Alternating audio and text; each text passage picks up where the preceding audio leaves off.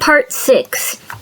During the visit to the Ether Foundation's base, Ether Paradise, a very large floating structure, mysterious creature called an Ultra Beast emerges from a wormhole, but retreats before it can either be defeated or captured.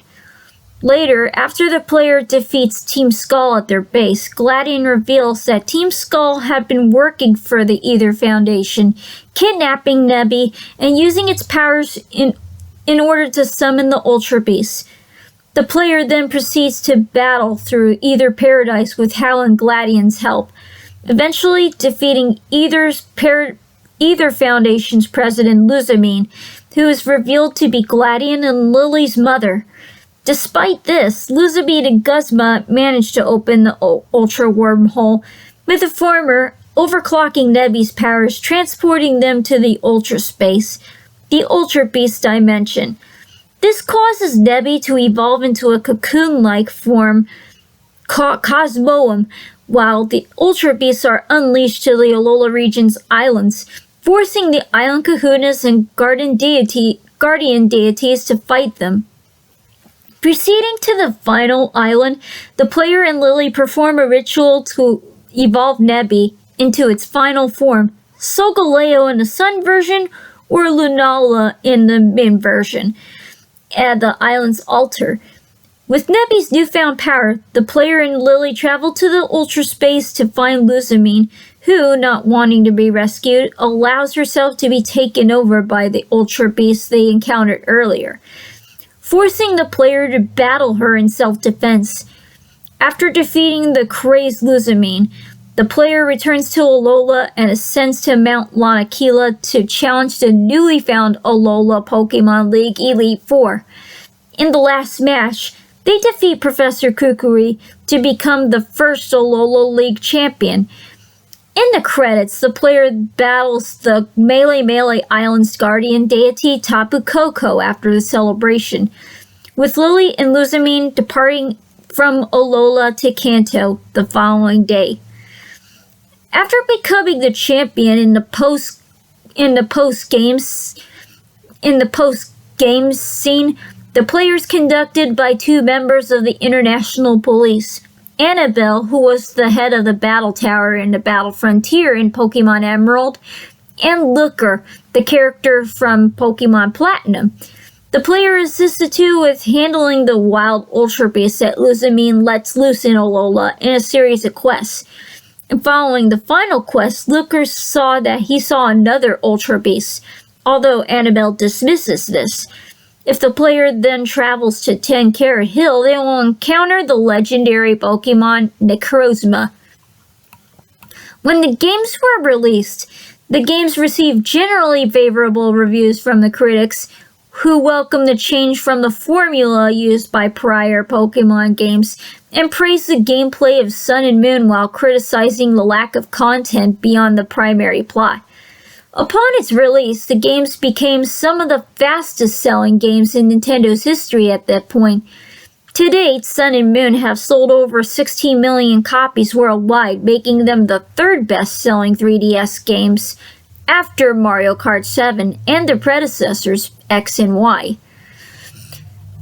And the next games are Pokemon Ultra Sun and Ultra Moon, which were enhanced versions of Sun and Moon, but with a much better and enhanced storyline.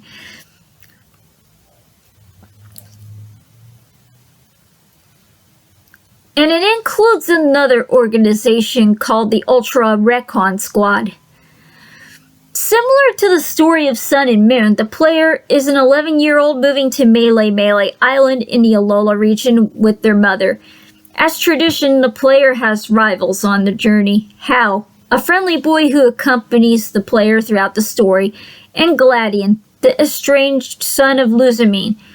During their travels in Alola, following the region's traditional island challenges, they compete in the trials which involve battles with powerful Pokemon known as Totem Pokemon, and encounter a numerous villainous group, Team Skull, led by a man named Guzma, a more charitable one known as the Ether Foundation, led by a woman named Luzamine, who is revealed to be Gladian and Lily's mother, and another called the Ultra Recon Squad, who came from a different dimension, the Ultra Megalopolis, where Necrozma had stolen its light.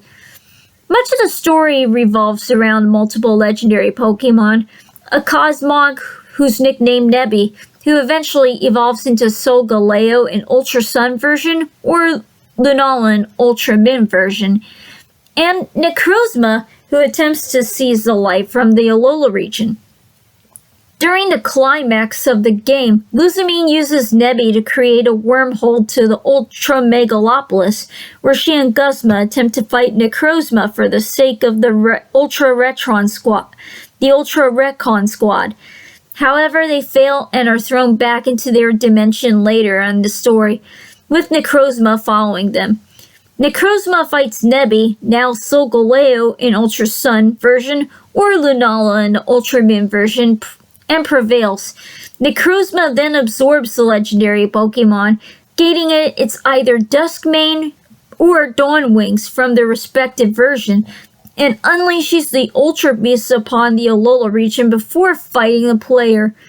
After the player defeats it, Necrozma escapes into the Ultra Megalopolis zone, taking the world's light with it, while the player, with the help of the Ultra Recon Squad, travels to the opposite legendary featured in the game, Lunala in Ultra Sun or Solgaleo in Ultra Min version, through an ultra space to reach Ultra Megalopolis. There the player battles Necrozma, this time in its true form, Ultra Necrozma, for the fate of the world and rescue Nebby. The player defeats it once more, bringing light back to the Alola region, and after completing the island trials, and the player proceeds to battle the newly established Elite Four, and later defeats Hau, the rival, to become the first true Alola League champion. In the post-game, the player encounters Team Rainbow Rocket, a dimensionally displaced group based on Team Rocket from Red and Blue. The aforementioned group seizes control of the Ether Foundation's headquarters, takes Luzamine hostage, and the player stages a counterattack alongside a reformed Guzma, Lily, and a former Team Plasma leader, Colress, battling through the villainous leaders from the past games. Maxie and Archie from Ruby and Sapphire and Emerald, Cyrus from Diamond and Pearl and Platinum, Lysander from X and Y, Ghetsis from Black, White, and its sequels, and the player finally encounters Giovanni, who leads Team Rainbow Rocket, the boss of Team Rocket, and has a Mewtwo at his disposal. After the player defeats Giovanni, he disappears, wondering what new world shall he unleash his evil schemes upon. The player then explores the Ultra Wormholes, the worlds of the Ultra Beasts, to capture them with Beast Balls they acquired, and after catching Necrozma at Mount Monokila, Colress will appear again and give the player the End Solarizer and End Lunarizer, allowing Necrozma to fuse or separate from Solgaleo and Lunala respectively. Once the player catches all the Ultra Beasts, the Ultra Recon Squad will tell them to catch and defeat Stakataka in Ultra Moon version or Blacephalon in Ultra Sun version. When the games were released, they received positive reception, with critics praising the additional features including over Sun and Moon, although some have criticized it for being too similar for the majority of the story. By the end of 2018, Ultra Sun and Ultra Moon had sold over 8 million copies worldwide. The next is a remake of Pokemon Yellow, Pokemon Let's Go Pikachu and Let's Go Eevee. The story is basically the same as the original's Red, Blue, and Yellow version, but introduces capturing the Pokemon with the same mechanics as Pokemon Go, the phone game, and it still has the turn-based battle gameplay between the Pokemon and the traders. The story is basically the same as Yellow. The 8 gym leaders and the members of the Elite Four are in the game, as well as the Team Rocket trio that appeared in the game as well, as these 3 appeared from the anime. The next and final game I'll be telling you about is Sword and Shield. Pokemon Sword and Shield were released worldwide in November 15th, 2019. And this time they take place in another region called the Galar region, which is a large, narrow, expansive land and one of the many regions in the world of Pokemon. Director Shigeru Omori described it a more modern setting. Galar region was inspired by the real-world Great Britain, with its many landmarks resembling places such as the Houses of Parliament and the Cernabis Giant. Within the Galar region lie countryside towns featuring cottages and Victorian architecture to the south, and an Industrial Revolution-like city with steampunk-style elements populating the center of the region. Many of the region's towns and cities feature Pokemon gyms that are stylized like football stadiums, which show off both Gigantamaxing and Dynamaxing, implemented by the Galar Pokemon League Chairman Rose. Snow-covered mountains dominate much of the northern areas of the region, encompassing the large portion of the south-central part of the region is the Wild Area, an open world area where numerous Pokemon roam around, and weather across the wild area changes regularly. Like Pokemon Sun and Moon version, they feature Galarian forms, the regional variants of old Pokemon, and some Pokemon such as Linoone and Meowth that are native in the Galar region also have regional evolutions.